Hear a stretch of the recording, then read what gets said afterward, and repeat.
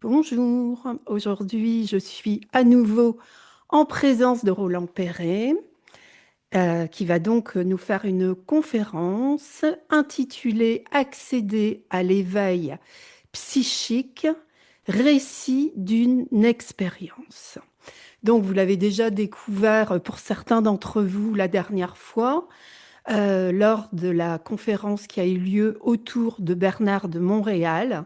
Mais aujourd'hui, Roland, c'est toi que nous allons découvrir, en tout cas, ton expérience spirituelle. Alors, c'est vrai que quand tu m'as donné le titre, Éveil psychique, c'est vrai que je pense que ça demandera aussi au cours de la conférence peut-être une explication, pourquoi pas, pourquoi éveil spirituel, ça aurait pu être éveil spirituel, tu as mis éveil psychique. Donc, comme je sais que tu es attaché au mot, cela veut bien dire quelque chose. Alors, est-ce que tu peux nous dire quand, pour toi, les choses ont commencé? Est-ce qu'enfant, tu avais déjà une dimension intérieure qui t'appelait? Eh bien, bonjour, bonjour Anne, hein, bonjour à tous. Et oui, je vais répondre à ta question. Mais je voudrais faire un petit préambule sur cette notion d'éveil. Puis tu parles aussi d'éveil psychique. C'est pas tant que peut-être que je sois attaché au mot, mais ça sous-entend qu'il y a plusieurs éveils, plusieurs types d'éveil. Et c'est un petit peu un raccourci que de dire, voilà, l'éveil spirituel, finalement, on risque de pas trop savoir de quoi on parle. Peut-être es-tu toi-même, et puis parmi nos auditeurs, euh, comment dire, peut-être que tu connais une forme un peu, qui pourrait être une forme un peu d'agacement ou de suspicion quand quelqu'un dit, voilà, moi je suis éveillé, je suis ceci, je suis cela. Un peu comme une espèce de médaille, hein, Oui, tout à fait. spirituelle, Mm. une espèce de récompense, de médaille, qui est d'autant plus difficile de vérifier puisque le non éveillé bah, n'a pas les moyens de savoir Invérifiable. faire vérifiable. Donc c'est un petit peu facile, quoi, hein. Voilà. Donc, Disons que voilà. souvent, moi, peut-être que je préférerais par moment, on a des Oui, réveils successifs pour oui, arriver à l'éveil. oui. Et on peut même certainement parler qu'on peut aller d'éveil en éveil, hein, un peu comme un escalier, Oui. une échelle, hein, et peut-être même que c'est sans fin, parce que c'est des éveils de Mm. conscience. Mais par éveil, je pense que si le terme d'éveil me paraît approprié dans l'expérience que je vais avoir le plaisir de vous raconter, si ça vous intéresse, c'est voilà, on est dans une modification profonde de l'être. Je vais décrire comment ça s'est passé, quoi, quel effet ça fait, quelles conséquences, pourquoi je dis que c'est un éveil, pourquoi psychique, voilà. Et donc je vais vous raconter ça. Je raconterai aussi le contexte, parce que sans le contexte, on peut avoir va manquer des éléments. Parce que ce qui est intéressant dans cette histoire, c'est pas tant ce qui arrive à un individu, Mm. c'est le fait que ça puisse justement donner des clés et permettre à d'autres individus, à d'autres Tout à fait. personnes de reconnaître ces états ou de pouvoir les provoquer, aller à l'encontre, savoir tout simplement que ça existe. Bah Tout voilà, à ça fait. c'est mon objectif, quoi. Mm. Alors tu me poses une question, quand j'étais enfant, bah non, Ouais. non, Non. non. Je pense que j'étais un enfant, voilà, un peu lunaire, artiste dans l'âme, un peu planeur, un peu, voilà. Et je me sentais décalé dans ce monde, certes, comme Ah. beaucoup de chercheurs, hein, et une forme d'isolement, d'incompréhension, un peu le mouton noir de la famille, parce que posais beaucoup de questions. Et on m'appelait, on disait quoi, pourquoi? J'étais le petit gamin, pourquoi? Parce que je Ah voulais oui, oui. comprendre les choses, et puis on me dit, bah, il n'y a rien à comprendre, c'est comme ça. Voilà. Oui. Hein. Voilà. Et ça m'allait pas du tout. Et donc, du coup, j'étais décalé. Et bon. Non, l'enfance, non. Ce qui a amené pour moi des modifications, c'est un gros problème, un très gros problème qui m'est tombé dessus. C'est-à-dire que pour situer un peu, j'étais quelqu'un qui avait, j'étais en forte recherche spirituelle. À 20 ans, je me suis retrouvé dans une grotte à essayer d'apprendre à méditer. J'ai 70 ans passés aujourd'hui, donc je vous dis ça parce qu'à l'époque, il n'y avait aucun livre, il n'y avait aucune méthode, il y avait pas de rayon spiritualité ou même psychologie, enfin psychologie peut-être, mais pas, en tout cas pas spiritualité Psychologie, oui, mais ésotérique. le reste, non. C'est ça, hein, au FNAC et tout ça, Ah les non, livres, c'est rien, pas, c'était il le n'y avait rien. désert, hein. C'était le désert, voilà. Et donc, j'essayais par mes propres moyens. J'avais trouvé des sutras tibétains, j'ai traduit en anglais, j'essayais de traduire. Je n'y comprenais rien, mais il y avait une aspiration très forte, hein, spirituelle. Bon. Et pour situer le personnage. Et aussi, je dois dire, c'est aussi important, comme j'étais un peu décalé, je pense que j'étais à l'époque tombé dans une forme un peu d'orgueil, vous savez, l'orgueil spirituel, Mm, de se sentir un peu supérieur aux autres qui, de toute façon, ne me comprenaient pas. Hein. mm, mm, Bon, je le regrette aujourd'hui, mais bon, hein, mm. c'est la jeunesse et c'est les erreurs de Les jeunesse. erreurs de jeunesse sont celles Ouais. qu'on pardonne le plus facilement, Roland. Mais c'est important parce que ça permet de mesurer où j'en étais et ce qui s'est passé de manière, on va dire, brutale. Comment ce changement s'est passé. Donc la situation dans laquelle j'étais en couple et avec ma compagne, on venait d'avoir un bébé, donc il y avait quelques mois, et ma compagne, qui s'appelait Béatrice, a comment dire, je vais simplifier, était devenue, on va dire, devenue folle, avec un terme qui est désuet maintenant. On va parler de dépression nerveuse grave, ou, juste pour vous situer la gravité, c'était à certaines périodes plusieurs tentatives de suicide par jour, quoi. Voilà. Avec des hospitalisations, vraiment des choses extrêmement lourdes. Moi, j'étais un artiste peintre. Vous savez, les artistes, j'avais la trentaine à cette époque-là.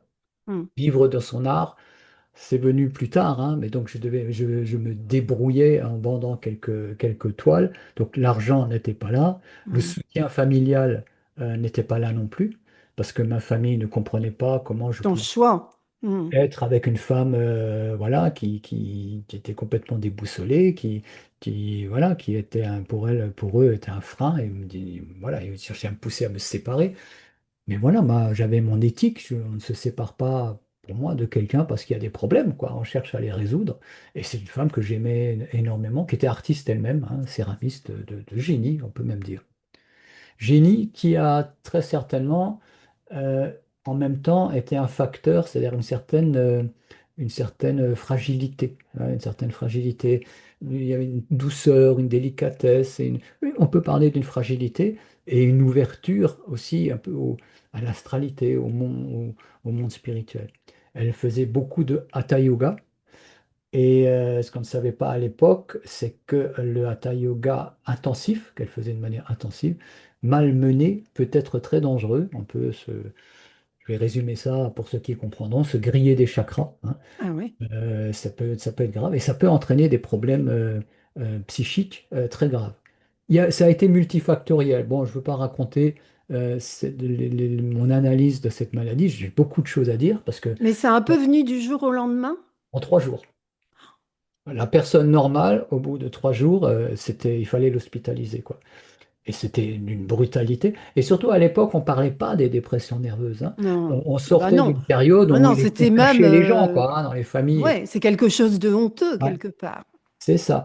Mm, Et il n'y avait donc aucun critère social, aucun exemple. On était complètement perdu par rapport à mm. ça. Et les seules solutions, bah, c'était l'hospitalisation psychiatrique. Et donc j'ai vu l'enfer sur Terre, hein, en termes d'ambiance, hein, dans les hôpitaux psychiatriques avec ces cris et tout ça. Bref, ça a duré plus de 10 ans, tout ça, hein.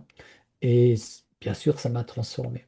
Mais il y a eu cet épisode tout à fait particulier qui m'a permis aussi peut-être de tenir ces 10 ans, de pouvoir, l'enfant, la fille, hein, qui avait quelques mois, est devenue une jeune femme merveilleuse. Enfin, tout s'est bien passé. Ma compagne est décédée, hein, par contre, hein. Mm. Mais Voilà, donc vous situez le contexte, le personnage un peu orgueilleux, plein de connaissances ésotériques, qui explique un peu les choses aux autres. Bon, j'étais pas un imbécile fini, je pense, mais il y avait un peu de ça, hein, voilà. Ben, en fait, l'orgueil, c'est une forme de protection lorsqu'on est rejeté aussi, hein, voilà. Mm. Je cherche pas d'excuses, c'était un état. En tout cas, Et quand on vit cette traversée, n'importe comment, ça doit éroder l'orgueil. oui, ben, c'est-à-dire que il y avait quelque chose qui a été très intéressant, c'est-à-dire que mes connaissances étaient livresques, hein. Au bout d'un moment, ben, j'avais découvert notamment Rudolf Steiner, beaucoup à Mm, l'époque, hein, mm, et oui, et Sri Aurobindo. ouais. Donc, ça me soutenait, n'est-ce pas? Les propos spirituels, ça aide à tenir le choc dans ces situations-là. Mais lorsqu'elle était en crise, enfin c'était quasi permanent, si elle voyait que je lisais quelque chose, hein, elle avait son épaule par-dessus, sa tête par-dessus mon épaule, et elle allait chercher, elle voyait dans le texte quelque chose d'extrêmement négatif qui la concernait. Et elle partait dans une crise. Donc je ne pouvais plus lire, j'avais plus mes supports de lecture. Il fallait, c'était là, mon petit Roland, maintenant, bah, tu fais avec ce que tu es, hein, avec ce que tu as compris de la vie. Et il y a juste le titre d'un livre de, je ne sais pas si tu le connais, Carl Fried Graf Durkheim.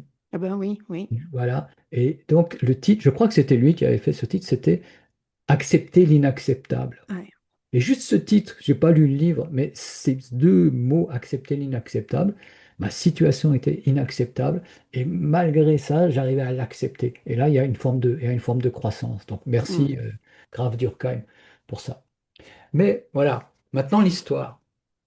Là, les crises sont graves, c'est un vrai cauchemar parce que, voilà, je vous l'ai expliqué, pas d'argent, un enfant en bas âge, une femme qui déraille, qui arrivait quand même à s'occuper de l'enfant, hein. Pas d'aide. Bon, ouais. Pour tout ce qui concernait l'enfant, ça allait, tout le reste partait en vrille. Et besoin d'aide, c'est-à-dire qu'après avoir compris que les hôpitaux, la psychiatrie assommaient, c'est-à-dire calmer le jeu, donc c'est Mm. important, heureusement que ça existe, parce que Mm. ça évite les excès, ça évite oui, des choses les plus graves, comme les plus grands dangers pour la personne et pour son entourage. Mais il n'y avait pas de solution là, ça je l'ai bien vu, j'avais bien vite compris. Donc j'ai cherché des choses alternatives, n'est-ce pas, comme on dit. Mm. Et j'ai entendu parler par des amis communs, à l'époque on habitait dans l'Orléanais, dans le Loiret plus exactement, euh, entendu parler de quelqu'un dans le sud, un sage, un maître, enfin quelqu'un de remarquable, et ses amis ont dit, écoute, tu devrais aller le voir. Peut-être qu'il a des clés, parce que vraiment c'est un homme extraordinaire.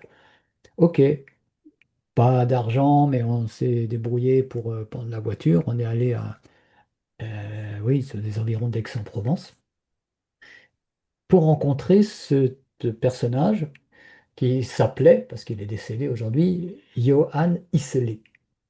Alors je vous dis tout de suite, cherchez pas sur Internet, vous ne trouverez rien de son. Si, je cherchais. Ah, tu as trouvé des choses? Mais oui, parce que Oui. tu m'en as parlé la dernière fois et je suis allée voir qu'est-ce que je pouvais trouver sur lui. Il y a quelques petites choses. Apparemment, il a écrit un livre qu'on peut acheter. Oui, mais c'est pas dans le domaine spirituel vraiment. Je Ah crois que c'est ouais, par rapport pur. à l'éducation, C'est l'enfant. ça, oui. Hein, voilà, c'est Mm, ça. mm, Et il a fait un travail spécifique. Mais par rapport à l'axe principal qui est spirituel de son travail, ben, il n'y a aucune trace. Tout a disparu, hein, voilà. Parce que c'était quelque chose de vivant, hein, c'était un enseignement vibratoire, hein, comme Bernard de Montréal. Et mm. ça, on va le voir ensemble. Donc, je suis là dans le Midi pour une semaine, euh, et puis ce personnage, moi je l'ai appelé un clochard céleste, hein, parce que ses discours étaient sublimes, brillant, et il avait un langage de chartier en même temps, hein. Mm, Il y allait avec parfois des jurons, des choses qui donnaient, hein, un côté terroir en même temps et beaucoup de présence et hein, une forme de concrétude, de pesanteur à des propos très élevés. C'était fascinant. Et donc, on se sentait bien en sa présence. Mais moi, il me fallait plus parce que je cherchais une solution, quoi. J'ai traversé la France, là, je suis en situation dangereuse, difficile. Il faut que je trouve quelque chose, Et quoi. de grande impuissance. Et de grande impuissance, ouais. Et donc, Johan a vu Béatrice, hein, ma compagne, et là, c'est la première fois que j'ai vu des larmes d'amour qui tombaient, qui ont perlé sur ses joues. Des larmes de compassion, j'avais jamais vu ça.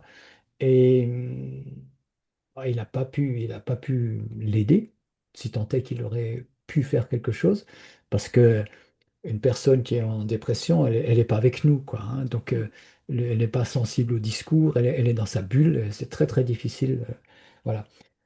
Mais il y a donc ces conférences tous les jours. Et il y a, je sais plus, c'était peut-être le deuxième jour, et il nous parle de quoi parle-t-il? Il parle du bouddhisme. Et il nous dit à quel point il nous explique toute la journée comme les particularités du bouddhisme, la beauté du bouddhisme, la pertinence du bouddhisme. Ah, il nous le démontrait, et ce qui fait que c'était tellement brillant, et on était tous accrochés à ses lèvres, hein, qu'en fin de journée, on aurait tous signé pour devenir bouddhiste, hein, tellement Ouais. il nous l'expliquait. Dans le public, hein, il y avait des érudits, il y avait des gens d'une grande culture, il y avait, voilà, il y avait du beau monde, il y avait des jeunes, mais il y avait aussi des gens, typiquement des gens capables de réfléchir, quoi, hein, et qui venaient, qui étaient attirés par la pertinence de ses propos, quoi. Donc voilà, le lendemain, oui, je vais continuer à vous parler du bouddhisme, et il nous dit, le bouddhisme, c'est de la merde. Ah, et il nous le démontre. Il nous démontre toutes les problématiques du bouddhisme, en quoi ça va pas du tout, et il nous démontre point par point. Arrive la fin de la journée, on se dit, waouh, heureusement, j'ai pas signé la veille, s'il y avait eu quelque chose à signer. Voilà. Mais on était comme suspendu à ses lèvres et c'était comme normal. Ah oui, d'accord. Ok, ok. Et donc, il n'y a pas de remise en question de ses propos, quoi. Mais moi, je me disais, c'est quand même un peu étrange. Et puis le lendemain, il nous a parlé parce qu'il nous parlait de Castaneda. Pour ceux qui connaissent, L'herbe du diable et la petite fumée. Tout simplement parce qu'il y avait quelqu'un dans le public qui était très branché Castaneda. Vous ne connaissez pas, bon, ça va vers le chamanisme, hein, on pourrait dire pour simplifier. Des choses que j'ai lues aussi, très intéressantes. Mm. Et il nous montre à quel point le chamanisme, enfin Castaneda, c'est extraordinaire. Et c'est vrai, c'était extraordinaire. Moi, j'étais d'accord avec lui parce que j'avais lu certains de ses livres. Le lendemain, Castaneda, ça va pas du tout. Alors là, je vois que tout le monde est suspendu à ses lèvres. Il n'y a pas de mouvement dans la foule. Et moi, je dis, mais qu'est-ce qui se passe? Moi, je suis en attente intense de quelque chose. Je veux comprendre quelque chose. Je veux saisir quelque chose. Cet homme-là qui est là devant, il a un rayonnement. Il a quelque chose de grand. Il y a quelque chose dont je pourrais avoir besoin. Je pourrais dire ça comme ça. Mais il est là, il parle, et puis un jour il dit blanc, l'autre jour il dit noir, puis il redit blanc. Ça va être comme ça toute la semaine, mais je me dis, mais qu'est-ce que je fais là, quoi? Qu'est-ce que je fais là? Et finalement, ce type là devant que j'écoute avec admiration, ben, c'est peut-être un charlot, c'est peut-être du n'importe quoi. Et en même temps, je lui dis, oui, mais bon, c'est pas du n'importe quoi. Ça, je le sentais bien. Et puis cet homme, je l'aimais, quoi. Mm. Je l'aimais, hein, on pouvait qu'aimer un homme pareil, quoi.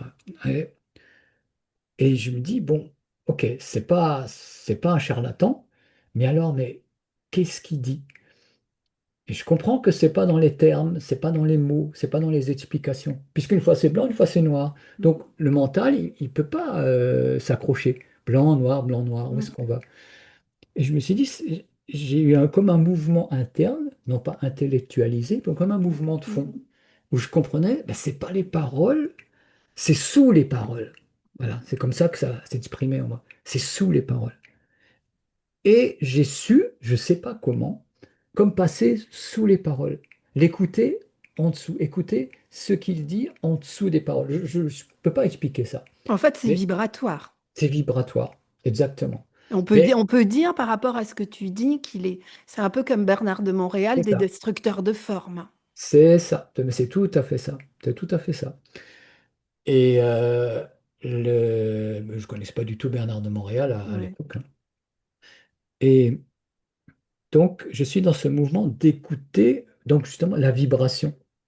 Je ne saurais pas comment dire comment on peut écouter une vibration, mais c'est une forme d'ouverture à quelque chose, au-delà du mental, mais il faut qu'il y ait, en tout cas chez moi, il fallait qu'il y ait cette intensité, cette intensité. D'ailleurs, cette intensité, il l'avait remarqué. Le jour d'avant, on était à table, je pose une question qui était peut-être plus pointue. C'était je veux comprendre, moins légère que les autres. Il a levé la tête, il m'a regardé, il a dit, toi, pour toi, c'est pour bientôt. Je dis, super, mais qu'est-ce qui est pour bientôt? Voilà, hein. Et donc, on revient à ce moment où j'écoute sous les mots. Et là, j'ai eu la peur de ma vie. J'ai eu vraiment la trouille. Parce que j'ai compris que c'était une déstructuration. C'est-à-dire qu'il proposait, à cette époque-là, je parlais c'est comme un déshabillage. C'est vraiment perdre tout ce que je suis, tout ce que je crois être, mon identité. Voilà. Bon, je pense que la plupart des auditeurs comprennent de quoi on parle. Oui, tout à fait. Je vais te faire un post qui s'appelle le vider la mémoire cache, hein, de son cerveau. Il s'agit vraiment de ça. Donc je suis comme au bord d'un précipice. Je suis moi, dans mon moi ordinaire, et je peux faire un pas en avant pour sauter dans le vide. J'y vais ou j'y vais pas. C'était comme ça, j'y vais ou j'y vais pas. Je saute dans le rien, c'est un vide, parce que Ouais. mon esprit ne pouvait pas projeter dans quoi, qu'est-ce qui allait se passer. Mais il s'agissait de lâcher complètement, profondément, vraiment profondément, tout ce que j'étais. Donc il y a une peur, et en même temps, j'avais ma raison qui me dit, je suis en état d'urgence, j'ai besoin d'aide. J'ai traversé la France pour voir cet homme. Je lui fais confiance, je ne sais pas où je vais. Je, je pèse le pour et le contre, hein, et je me dis, bon, je vais sauter, je vais perdre mes habits de personnalité, et si ça ne va pas, bah, je les reprendrai, et puis c'est tout. Tout ça, ça se passe dans des fractions de secondes, hein, vous me comprenez bien, hein. Non, mais ce qui est quand même étonnant dans ce que tu racontes, c'est que souvent, quand ça se passe, ce genre de phénomène où on se retrouve on, on va être confronté au vide ou suite à un choc, c'est des événements qui nous sont imposés. Chose que toi, c'est vraiment une démarche où c'est toi qui te jettes. Mm. Mm. Mais Et, quelle part de toi? Parce qu'on dit que l'ego ne peut pas. ben, c'est l'ego. Mais oui, pourquoi on dit que l'ego peut pas? Parce que justement, l'ego, c'est lui qui doit lâcher. Donc c'est pas l'ego qui fait. Mais il y a le je suis quand même qui décide, j'y vais ou j'y vais pas. On a là quand même une possibilité, il y a quand même un libre arbitre. On peut refuser la lumière, hein. On peut refuser. En tout cas, j'étais dans cette situation, hein. Peut-être que c'est différent. Bernard de Moral a vécu les choses autrement. Et d'autres personnes, ça leur tombe dessus, et avec beaucoup de dégâts parfois aussi, hein. Mais c'est un autre propos. Je vais peut-être reprendre le cours du récit, Mm. si tu permets. Donc, je fais ce saut en me disant, on verra bien, je récupère, mon ego me dit, bah, je récupérerai quand même ce qu'il faut récupérer. J'ai fait ce saut et j'ai jamais récupéré ce que j'ai lâché. Voilà, ça je peux le dire. C'est-à-dire que je me suis retrouvé dans un état, on ne peut pas dire extraordinaire, mais dans un état tout simplement, vraiment tout simplement d'une harmonie parfaite. Voilà, je vais essayer de décrire à peu près plus précisément. Mais donc, je suis dans cet état, il y a quelque chose qui s'est passé. C'est une libération. Parce que lâcher ses habits, lâcher son identité, mais qu'est-ce que ça fait du bien? Du coup, il y a plus de problème, quoi, hein. Il y a juste l'être qui est là et qui déguste le présent. Et donc, ça ne se voyait pas, hein. Je suis là dans une foule de 30 ou 40 personnes, je ne sais plus. Ça ne se voit pas, ça, hein. Sauf que lui l'avait vu. Et ça, c'est aussi extraordinaire. C'est-à-dire qu'à la fin de la journée, en général, il partait par l'arrière pour aller se reposer.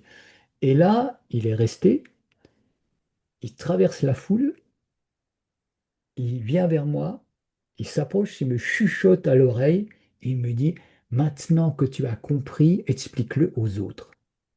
Et moi, j'ai dit tout naturellement, ouais, ouais, ok, j'ai compris, je leur expliquerai. J'étais, j'étais dans ce bain d'harmonie, c'était tellement normal, quoi. C'est qu'après, je me suis dit, mais attends, mais comment il l'a vu, il le savait, il a comment, à quoi il le voyait. Bon, il était clairvoyant, donc j'imagine que sur le plan oral, il y a des éclatements, il y a des choses qui se passent, des rayonnements particuliers qui sont perceptibles. Dans quel état j'étais? Donc, si je vous ai décrit les petits défauts de mon caractère, un peu sec, un peu orgueilleux, je ne parlais qu'avec des gens que je considérais comme étant intelligents, les autres, je les évitais un peu, vous voyez? Donc, les enfants s'approchaient pas de moi, quoi. Hein. Mm. Hein, le personnage, pas très sympa, Pas quoi. très sympa, non. Eh bien là, c'est la pause, hein, le petit muret de la cour de ce mât provençal, là, il y a du soleil, j'ai un verre de jus de fruits avec du jus d'orange, une paille, et puis il y a une guêpe qui est en train de se noyer. Ah, elle va chercher le sucre. Eh ben, je soulève la paille et je la retourne pour qu'elle puisse s'envoler. Donc, il faut être présent, hein. Il faut faire gaffe à ce qu'on fait, sinon on va se faire piquer. Je fais ça. En même temps, il y a un enfant qui vient, qui se met sur mes genoux. Et puis, blablabli, blablabla, hein, le monsieur et l'enfant. Je discute en même temps avec un couple sympathique. On parle de choses et d'autres, ou je ne sais plus de quoi on parlait. Il y a un ami plutôt branché ésotérique avec qui j'avais des conversations passionnées qui revient et je discute avec lui à ce niveau-là. En fait, c'était comme si j'étais devenu soudainement comme multitâche. Mm. À chaque événement, Et très j'étais... sympathique, apparemment. Ah bah oui, parce Ta qu'il y avait... vibration avait changé. La vibration a changé. Du coup, c'est peut-être l'enfant hein, qui en est Mm. peut-être la marque la plus évidente, quoi. Mais le couple avait l'impression, j'étais que moi avec eux. Et le copain, que moi avec lui. Mais je parlais une fois avec l'un, une fois avec l'autre, et puis l'enfant. Puis la guêpe, elle était partie. Et puis entre-temps, c'est là que Johan est venu, m'a soufflé à l'oreille. Et c'est une forme d'harmonie fluide, parce qu'il n'y a rien, il n'y a pas justement ces éléments d'identification Ouais, aux habits de la personnalité ouais. qui viennent interférer. Et par rapport à ta situation personnelle, qui n'avait pas changé, tu te sentais comment? La situation personnelle, hein, avec la compagne, Oui. ben, c'est-à-dire que moi, ça n'a pas changé grand-chose pour elle, sauf que j'ai pu avoir toute la force pour supporter pendant 10 ans d'une vie qui serait vraiment, on pourrait dire, cauchemardesque, quoi avec des nuits blanches, avec des choses tout à fait spectaculaires. Personne, son propre frère, ne pouvait pas passer une nuit dans la maison. C'était tellement, c'était too much, quoi. C'était trop. Et ben, moi, j'ai tenu 10 ans comme ça. Je pense que cet événement-là m'a aidé à être, je dirais pas heureux, mais en équilibre et trouver à chaque fois les solutions. Il y avait une forme de télépathie aussi qui s'était développée, c'est-à-dire que je vous ai dit qu'elle faisait parfois plusieurs tentatives de suicide dans la journée. Ben, je savais à l'avance qu'il fallait que je cache les clés de la voiture ou qu'il fallait que je fasse ceci ou cela parce que j'étais comme averti à chaque fois avant le danger, quoi. Hein. Donc, Et donc, après cette rencontre, hein, tu as un état d'être qui a quand même totalement changé. oui, et qui a duré des mois, qui a duré des mois et après, les choses, c'est pour ça, je parle d'un éveil psychique, Mhm, parce qu'il s'agit, pour moi, moi j'ai appelé ça à l'époque le petit éveil, peut-être mhm, avant un plus grand. Parce que cet état d'être, oui, en fait, qu'est-ce qu'il en est resté après un an hein, mhm, de ça? mhm, Bon, le souvenir et le fait de savoir que je ne suis pas ce que je crois être, n'est-ce mhm, pas? Je ne mhm. suis pas la personnalité. Ça, c'est inscrit, c'est Ouais, vécu. complètement. On ne Mhm. peut pas effacer une expérience comme ça. Par contre, l'état vibratoire d'harmonie, lui, s'était estompé. Et j'ai eu le sentiment ou l'impression qu'il manquait quelque chose. Et ce quelque chose, en fait, c'est la maîtrise, pouvoir se mettre dans cet état à volonté, Mm. quand il le faut, quand on le veut. Et ça, je l'ai découvert plus tard, et ça, c'est la pratique solaire, dont on parlera, si tu veux, peut-être une autre fois, Mm. qui a permis qui permet la maîtrise, c'est-à-dire l'accession à volonté de cet état de liberté intérieure où le moi, où l'ego s'efface pour laisser place à la vibration on va dire, de l'intelligence ou de la lumière. Et donc, c'est par moment, quand il y a besoin, voilà, un peu là où j'en suis, et donc maintenant, j'enseigne cela. Mais ce qui est intéressant, je reviens donc en arrière à cet éveil dit psychique avec Johan, j'ai tenu ma promesse, j'ai dit explique-le aux autres.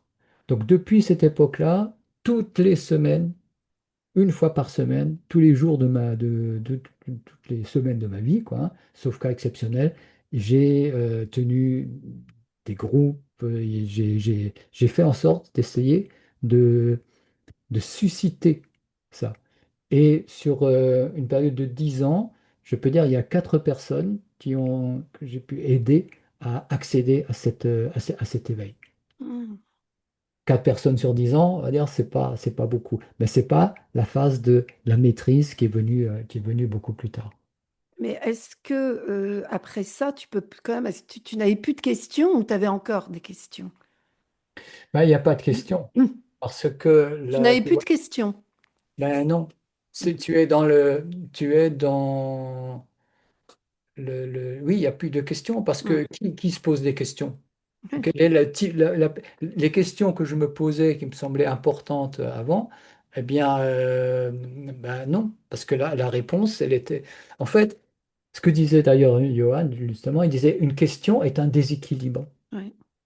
C'est un déséquilibre, et quand tu as et la réponse, c'est la remise en équilibre, ou la réponse, ou quand il n'y a plus de questions, tu es en équilibre.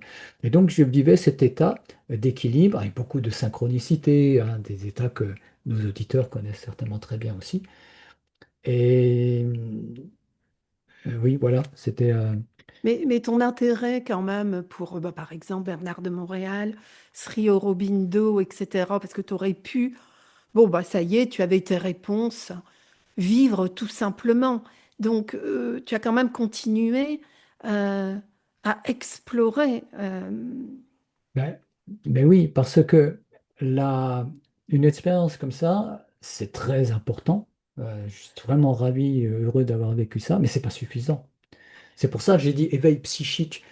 C'est pas un éveil final fondamental. En tout cas, ça l'a pas été pour moi. Ça a été une véritable révolution, une transformation, mais c'est au niveau psychique, c'est au niveau de la compréhension. C'est au niveau psychique, mental, psychique, au niveau de l'ego. Psychologique. Psychologique, ouais. Psychologique, vibratoire, hein, mais voilà, un peu Oui. plus que psychologique, pour ça je dis psychique, Mm, hein. mm. C'est pas juste une compréhension Non, intellectuelle, non, parce non, qu'elle est non, non. vraiment vécue. Ah bah non, le fait de quand on voit que l'ego, le vivre, hein, Mm. c'est-à-dire on sait que l'ego est une illusion, mais le vivre, euh, c'est fondamentalement une expérience fondatrice. C'est ça, oui, très bien. Je Mm. suis tout à fait en accord avec cette expérience fondatrice. Mais ça pose en tout cas chez moi, ça posait comme les fondations de la suite. Parce que la- j'ai bien compris qu'il me manquait quelque chose. Et ce qui me manque, c'est justement l'intégration et le fait que on pourrait dire que cette lumière puisse s'exprimer ben, tout le temps, à volonté, quand il y a besoin, oui, quand il y a besoin, quand on le veut. C'est-à-dire qu'il y a une forme de mise en œuvre de la volonté individuelle d'élever son être pour pouvoir accueillir, exprimer les hautes vibrations. Mais il faut Mm. qu'il y ait une élévation de l'être qui doit être consciente. Et là, il y a un travail à Ouais, effectuer. c'est ça, avoir accès à une information euh, intelligente. Bon, toi, tu vas dire ou une information solaire ou une information Ben, dans l'immédiateté de nos vies.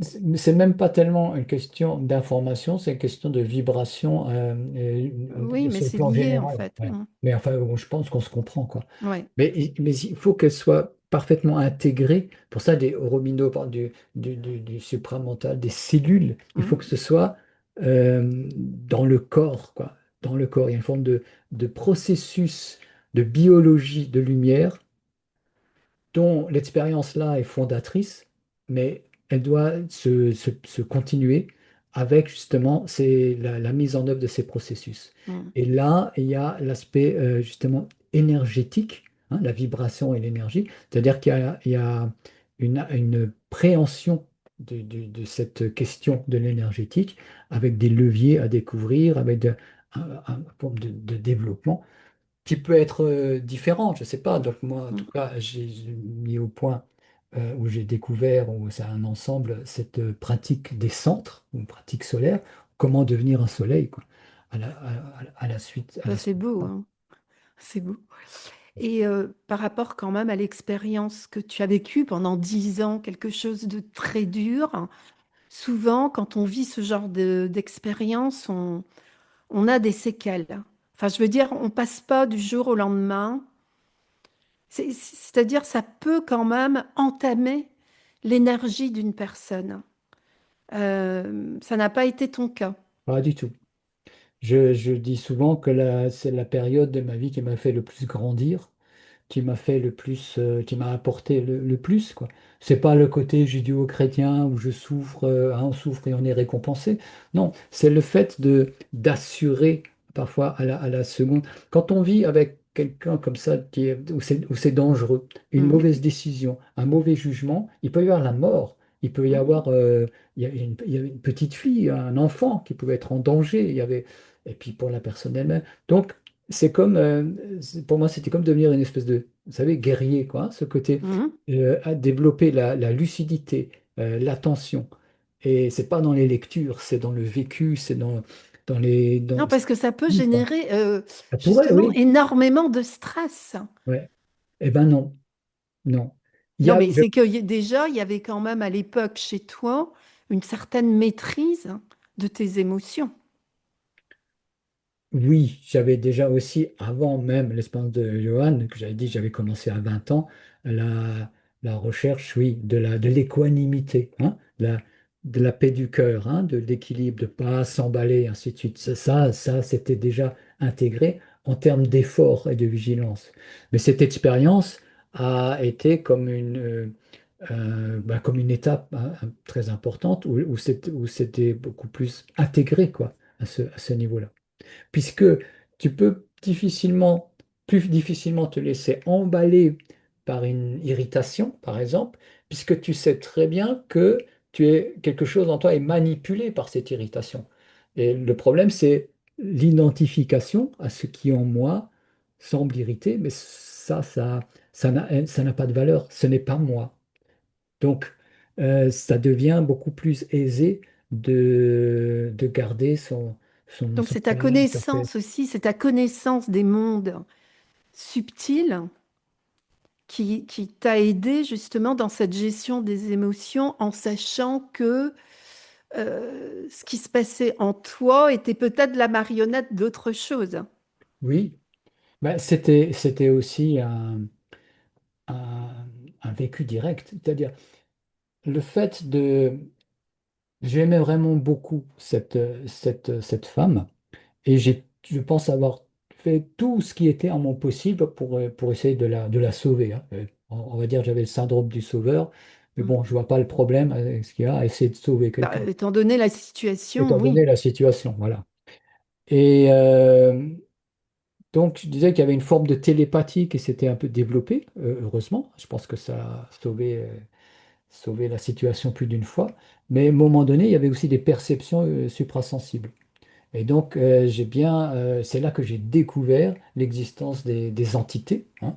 Et la folie, la maladie psychique, bah, c'est évident, c'était une infestation d'entités.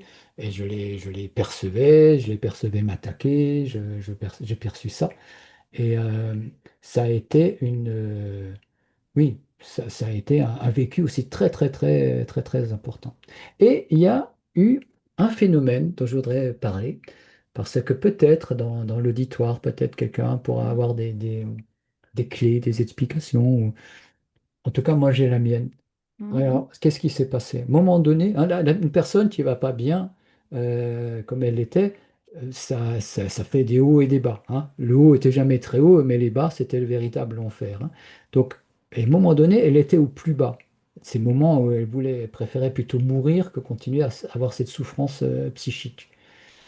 Et au moment où elle était le plus bas, pendant une période, moi, je me retrouvais, on va dire, en haut.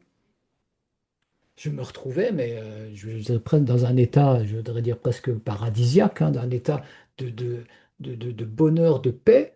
Hein, ça faisait comme ça. Plus elle était en bas, en- comme automatiquement, c'est-à-dire c'est elle qui a attiré ses forces. Hein.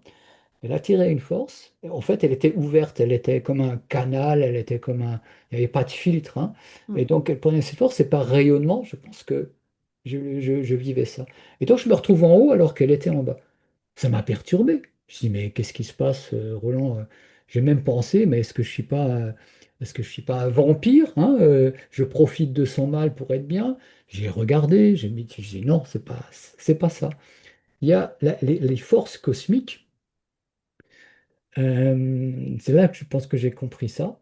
Les forces cosmiques, vous savez, c'est un peu comme la Terre. Hein. On a la Terre et les rayonnements cosmiques. Eh ben, on a des couches d'ozone ou je ne sais quoi qui nous protègent, n'est-ce pas, de ces rayonnements cosmiques qui sinon détruiraient Mm. la vie sur Terre, quoi. Et notre périsprit, notre couche astrale, notre opacité de l'ego nous protège de ces rayonnements aussi. Oui. Et Mm. lorsque, il y a une faille importante et que l'énergie vient dans l'être, et si l'être n'est pas préparé, eh ben, il y a une forme de folie, hein, une forme de démence. C'est ce qui s'est installé chez elle. Et elle avait eu une éducation judéo-chrétienne. Elle pensait elle-même s'en être débarrassée, mais tout est remonté. Une petite culpabilité devenait une Prenez des proportions. culpabilité multipliée par 1000, quoi. Hein. Et tous les contenus donc, négatifs étaient gonflés. Et chez moi, les contenus étaient, ben, peut-être était-ce parce que j'avais déjà quand même beaucoup travaillé sur moi, mais je recevais la même force qu'elle qui la rendait dingue, hein, et qui la rendait malheureuse, elle me rendait bienheureux, juste, équilibré, quoi. Et là, je me suis dit, ben, c'est comme si la force qui descendait était une force neutre. J'ai cru ça à un moment donné. Mais elle n'est pas neutre, c'est une force extrêmement intéressante pour l'homme. C'est la fameuse intelligence créatrice de Bernard de Montréal et d'autres, hein, où c'est l'esprit, voilà. Mais c'est une intensité électrique, c'est un très haut voltage.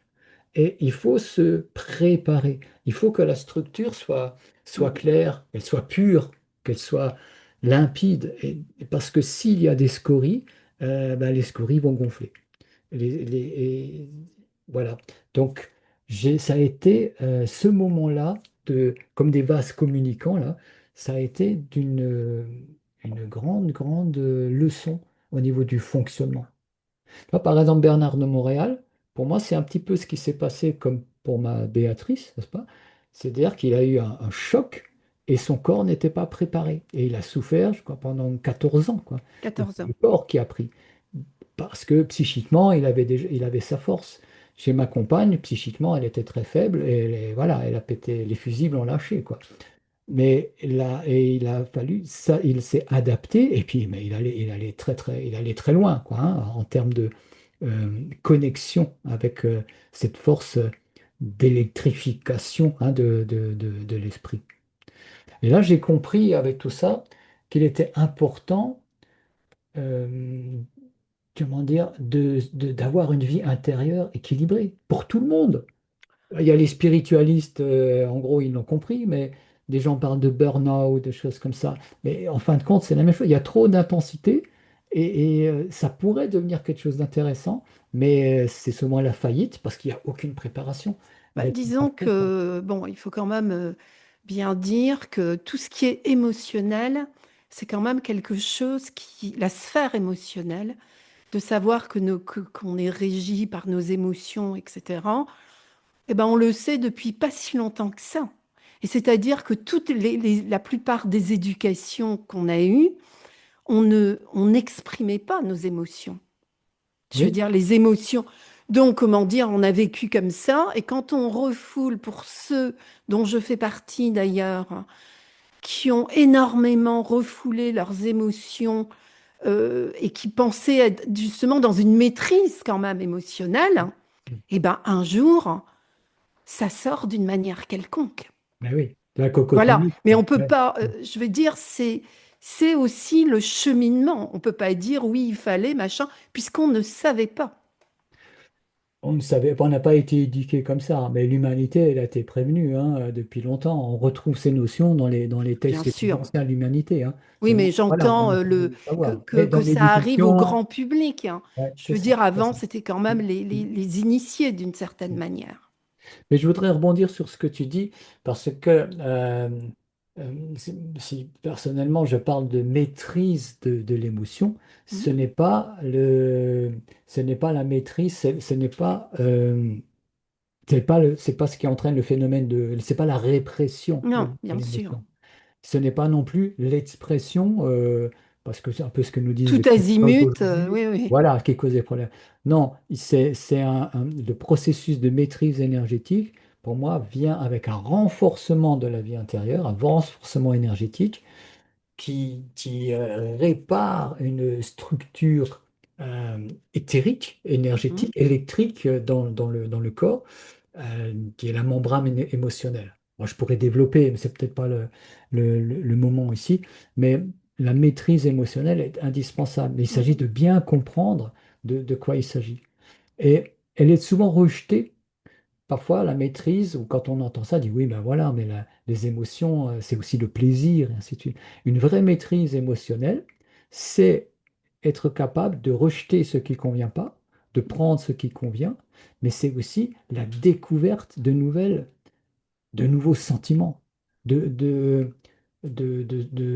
oui, de sentiments qu'on n'est pas capable, qu'on n'a jamais vécu. C'est un enrichissement de la vie du sentiment. C'est un accroissement extraordinaire. Et voilà, ça c'est c'est Qui passe quand même par la paix, en fait. Ah bah oui, C'est ça. Je crois ouais. que quand on est justement dans la maîtrise émotionnelle, c'est aussi de l'ordre du détachement. Mhm. Donc c'est quand même tout un processus parce que ne pas être attaché, ça peut demander pour beaucoup d'entre nous, ça se fait pas du jour au lendemain. Ben, si on voit les choses comme ça, tu as tout à fait raison, mais c'est presque impossible. On voit la difficulté extrême. On peut avoir Hein. besoin de toute une vie pour faire un petit progrès dans ce domaine-là. C'est pour ça que moi, dans ma vie, ce que j'essaie d'expliquer, ce que je pense avoir compris, c'est le levier qui va permettre de faire ça. C'est-à-dire que, comme les maîtres le disent, comme, je sais pas, Rudolf Steiner, par exemple, il parlait d'un enrichissement de l'être intérieur. Mm. Bernard de Morat, il parle d'une préparation. Oui. Hein. Sri Aurobindo va parler aussi du travail indispensable de la pureté de l'être. Voilà, il y a un travail à accomplir pour que ça soit possible. Si on reste le même, hein, la même personnalité, et on cherche à résoudre la problématique émotionnelle, eh ben, ça va pas être très efficace. C'est pour ça que moi je parle d'énergétique, c'est-à-dire qu'il y a une manière d'accroître son taux vibratoire, et ça passe par les outils que nous avons à notre disposition dans notre corps, le corps physique par la respiration, il y a une forme d'attitude juste au niveau énergétique, au niveau émotionnel et au niveau mental, qui va permettre de restaurer ce que moi j'appelle la membrane émotionnelle, qui est la surface de contact entre nos émotions, hein, notre corps astral ou le périsprit, hein, et le monde. Et cette membrane, elle est friable, elle est déstructurée, et il y a un peu tout et n'importe quoi qui passe à travers. Mm. Ce travail, hein, il y a un travail énergétique de prise en main de ceci qui permet là, parce qu'il y a des programmes internes qui se déploient de par les centres, qui restaurent cette membrane. Et là, ça devient possible. Mm. Et les personnes qui pratiquent ça sont surprises parfois, se disent, tiens, je vis une situation au quotidien qui est difficile avec des collègues, je sais pas moi, et là, ça ne me fait plus rien. Je gère. Ils continuent à dire des bêtises, mais moi, ça va. Je suis plus. Mm. Voilà, le fameux détachement, le non-attachement, Détachement, neutralité. neutralité qui devient structurelle. Mm. Et là, ça devient aisé. Parce que tu ne laisses plus rentrer la toxicité en toi, donc tu n'as Mm. plus à lutter contre, et donc tu gardes la paix dont tu parles, cette sérénité. c'est ça. Mais sans un travail de renforcement, sans un travail spécifique, pour moi, c'est quasiment impossible. Ou alors on risque de s'illusionner, ou ça va être que, justement, que psychique, que intellectuel. Je Oh, bah, comprends. face aux situations, de toute façon, on évite de recadrer, hein.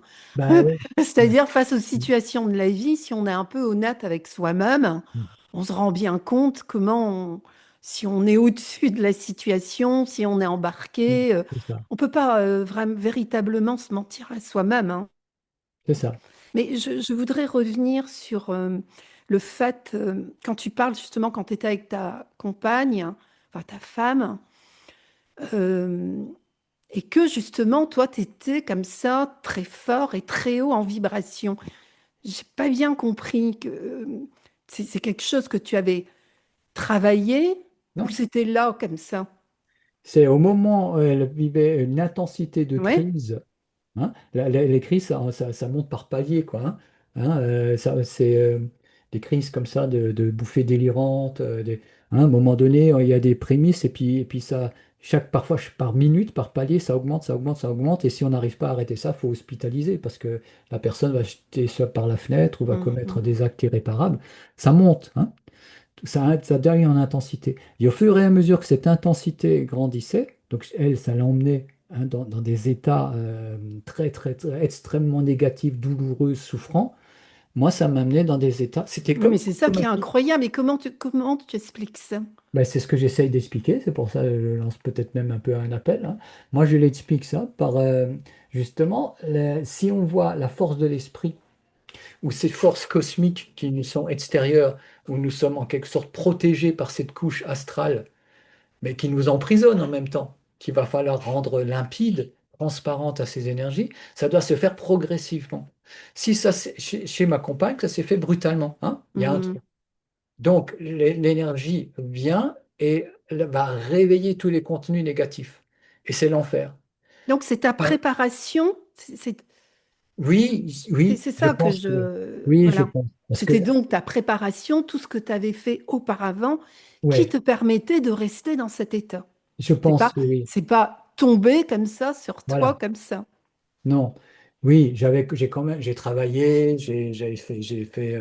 voilà, j'avais fait des vipassanas, j'avais fait des méditations, j'étais très, très actif sur le plan d'essayer de notamment résoudre le problème de l'émotionnel, voilà, ma fameuse culture ésotérique et m'avait amené à certaines pratiques qui m'ont aidé, qui m'ont préparé, quoi.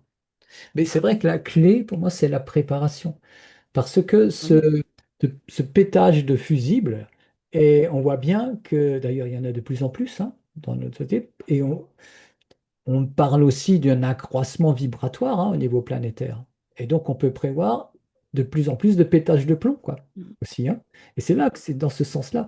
Et si l'individu a l'intelligence de se préparer, de nettoyer le vase qu'il est, hein, eh ben à ce moment-là, ça va bien se passer, quoi. Et c'est là qu'on peut avoir une espèce de dissociation entre deux humanités, peut-être, j'en sais rien, ça c'est. Mais Mhm. la. Mais C'était tu une. parles, ben, par rapport à ça, est-ce que tu vas même parler qu'il faut faire des efforts? Oui, Parce que certains n'aiment pas ce mot. On bah peut oui, ne pas aimer ce mot. Mais oui, c'est évident. c'est vrai que tous les grands maîtres hein, qui ont quand même foulé la terre ont toujours parlé de discipline, hein, Mais bien sûr, mais bien sûr, d'effort, hein. mais bien sûr. Oui, oui. C'est pour Aurobindo, c'est la sadhana, hein, et lui, il utilisait, il a décrit tous les leviers possibles, hein, il y en a beaucoup qu'il décrivait. Rudolf Steiner proposait des entraînements. Euh, Bernard de Montréal, il a dit ne rien faire. Dans le ne rien faire, ça veut dire, et comme il l'a bien expliqué, c'est laisser passer le Mm, principe en soi mm, et ne pas être accroché à ses contenus, on va dire, astralisé, hein, lié à l'ego. Enfin, j'ai fait un post là-dessus pour ceux que ça intéresse, hein. Il y a forcément. Alors, il y a des écoles spirituelles qui vont dire qu'il n'y a pas de pratique à mener, mais ils vont parler d'une extrême vigilance à la seconde de l'esprit. Ben, c'est une Ah pratique voilà. aussi, quoi. Ah bah Mais ça, sans, voilà. comment veut-on évoluer si tu ne fais pas l'effort d'évoluer, s'il n'y a pas... Tout à fait. C'est, C'est c'est- important d'ailleurs ce voilà. que tu dis, que tu notes ces différences, parce que c'est vrai, je pense qu'il n'est pas nécessaire d'avoir des pratiques, mais en tout cas de pratiquer la vigilance en soi, Ah bah, c'est le c'est, b.a.-ba, on ne peut quoi. pas passer outre, hein. Voilà.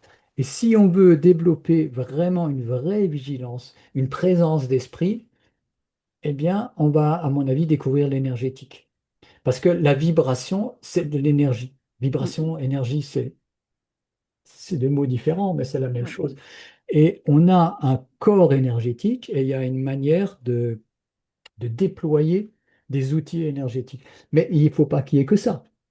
Il faut qu'il y ait par exemple, une pureté d'intention, hein, des vertus morales ou éthiques qui ne sont pas, évidemment, la morale de la société ou la morale imposée. C'est le sentiment profond du juste et du réel, hein, qu'il s'agit de développer.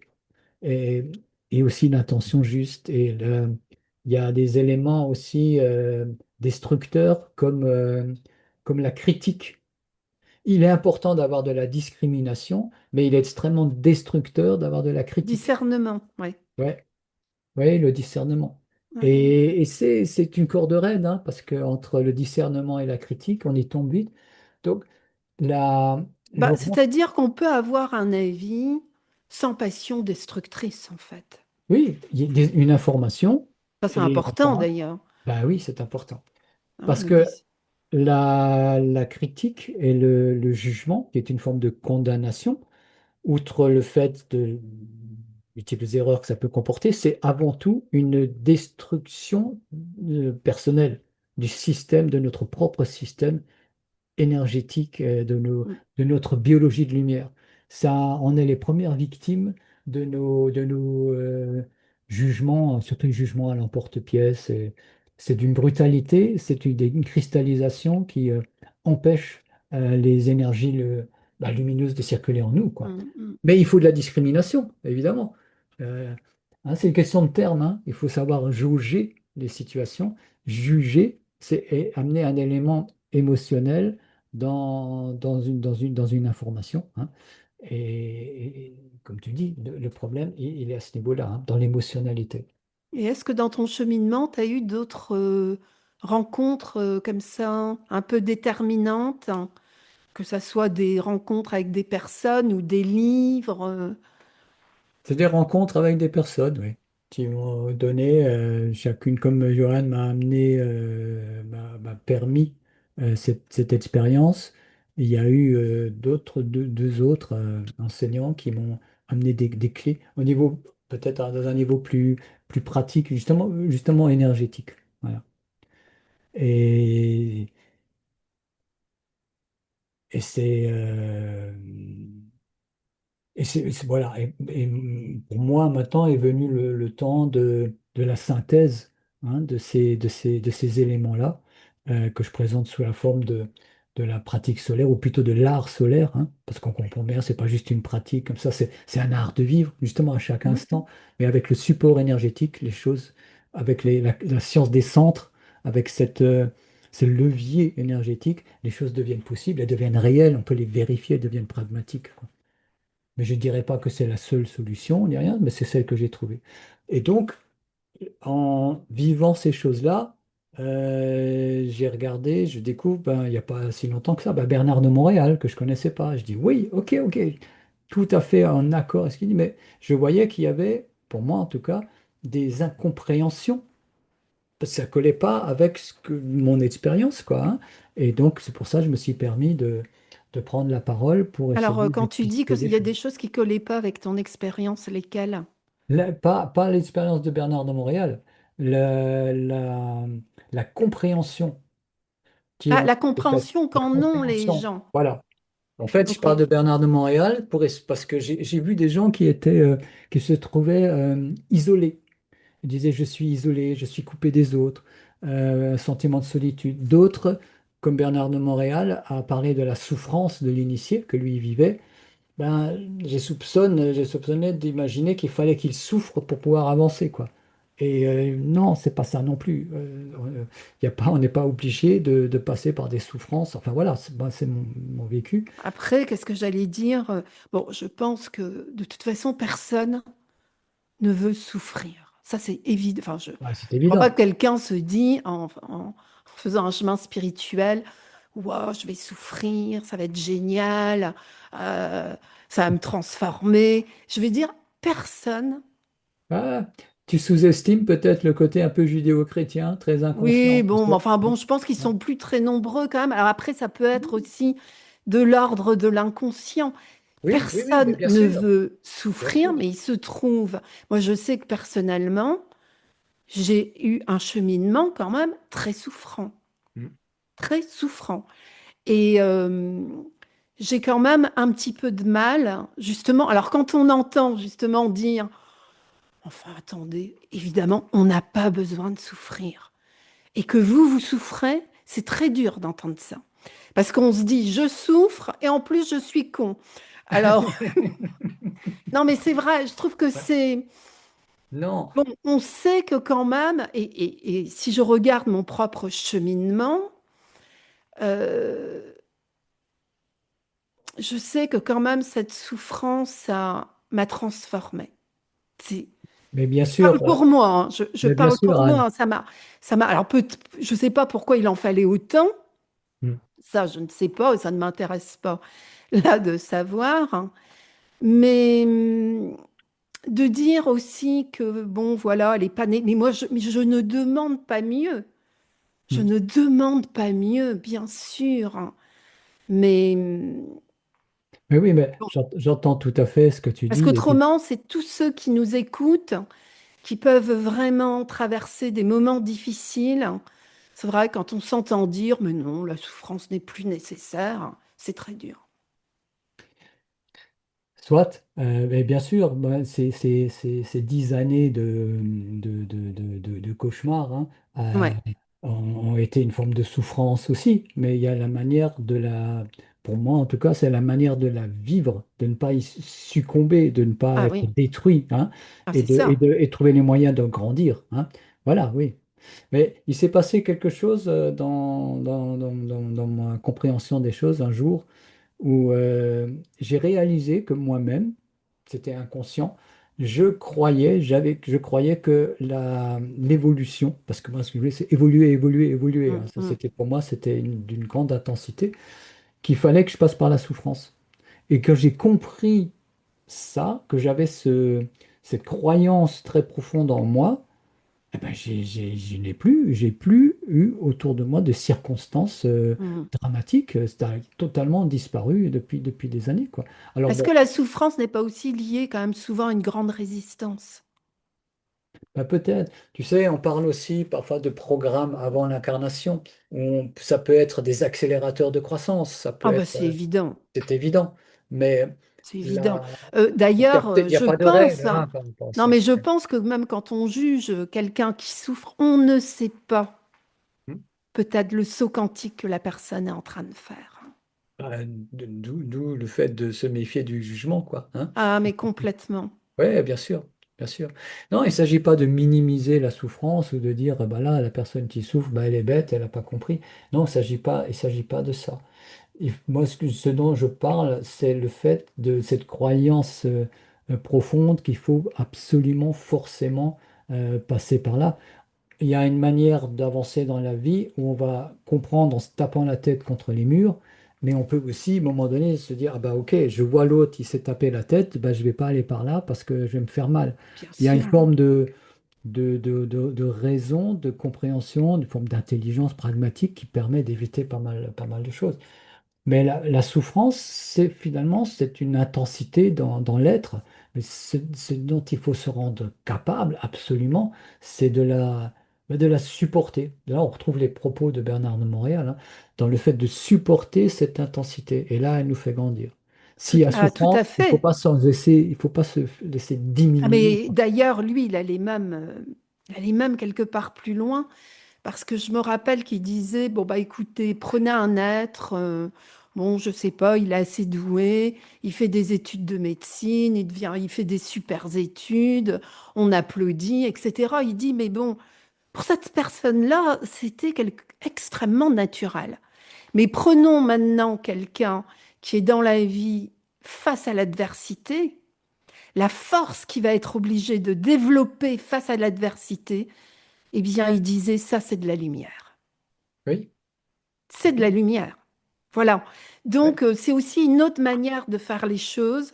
Et c'est vrai que quand on est face à l'adversité, on est obligé de déployer une force intérieure qui ne sera pas, enfin, qui n'a pas lieu en fait, de se développer si dans la vie, tout est fluide. Maintenant, bien entendu, ce que l'on veut, c'est cette fluidité. ouais. Là, c'est évident que la vie ne nous laisse jamais tranquille, quoi. Hein. Hein, voilà, il y a Bon, des moments par d'intensité moment par quand moment, hein, même. par vague, hein, Ouais. par moment. Et moi, il me paraît vraiment intéressant de, tu sais, comme on dit, faut préparer la guerre en temps de paix. Et donc de travailler sur soi, travailler sur sur nos capacités de nous rendre justement fluides, euh, voilà, par rapport entre autres aussi pour les moments où l'intensité va être plus forte. Pas forcément dans cet objectif, mais ça, cet effort de constance, de culture intérieure, de regard intérieur, de développer un art de vivre pour être au mieux, n'est-ce pas, au meilleur de soi-même dans chaque situation, mais vraiment réellement, parfois au-delà de sa personnalité, parfois au-delà des désirs de sa personnalité, eh bien c'est quelque chose qui est essentiel de développer pour l'évolution même de l'humanité, que ce soit sur un plan individuel ou collectif.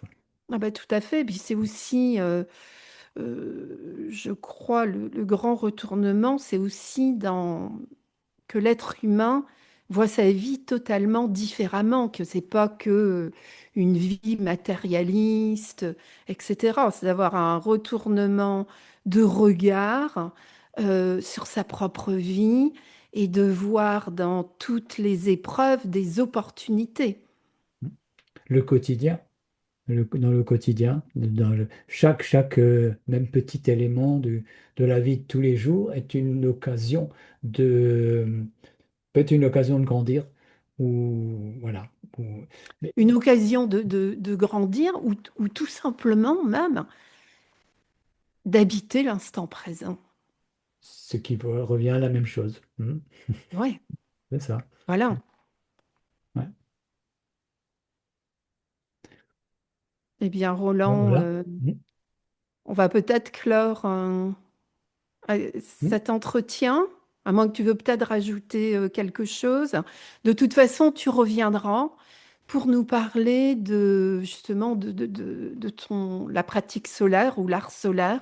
Je ne sais pas comment tu l'appelles parce que tu nous as quand même mis un petit peu l'eau à la bouche. Donc, vraiment, vraiment, ça va être très, très intéressant d'en savoir plus. Eh bien, écoute, volontiers, Anne, on va faire comme ça. Prochain rendez-vous, Voilà. je parlerai de la pratique solaire et avec grand plaisir. Ben, Eh écoute, je te bien, merci, remercie. merci à toi hein, pour être venu nous parler justement de ton expérience. C'est pas toujours facile hein, de parler de soi. Après, c'est vrai que l'important, c'est quand même d'être dans le partage. Je vous remercie beaucoup pour votre présence, hein, pour votre écoute, pour vos commentaires. Et je vous dis donc avec Roland, à très vite. À bientôt. À Au revoir à bientôt. tous. Au revoir.